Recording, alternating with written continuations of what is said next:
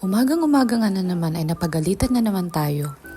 Good morning! Hi, it's me, your Cinderella na nag-expired na. So ngayon, Disney Witch na tayo. At nito ngang umaga ay bago kami umalis ng mga alaga ko papunta sa kanilang school bus. Ay eto na nga! Natabig pa ba naman niya yung tumbler na kakababa lang na dadalhin sana ni Sir ngayong umaga sa kanilang office. At yun ay pa nila sa Australia. At ang nakakainis na part nun, at hindi ko na naman kasalanan ay mabiblame na naman sa akin. O diba, napaka-unfair ng mundo. Ewan ko na lang ba kung bakit niya natabig. Pakalayo naman ng pwesto no. Nga lang sisi na naman sa akin dahil nga hindi ko inalis yung bag. Siguro nga na-push niya, nahulog yung tumbler na sana ay dadalhin ni Sir ngayong araw na to. Siyempre, wala tayong magagawa kundi ano pa nga ba, mag-sorry. This time hindi ako nag-sorry dahil hindi ko naman kasalanan. Yun nga lang, syempre, wala na namang masisisi ang amo kong babae, di sa akin na naman ang sisi. Ay, umagang-umaga nagra-runs na naman at eto ako gumagawa ng aking breakfast para naman makapaglabas ng sama ng loob. Kakain ko na lang talaga to. Yun na nga, bago nga muna tayo magsimula sa trabaho, ay kailangan natin munang kumain. Iniisip nyo siguro, tumbler naman yun nahulog.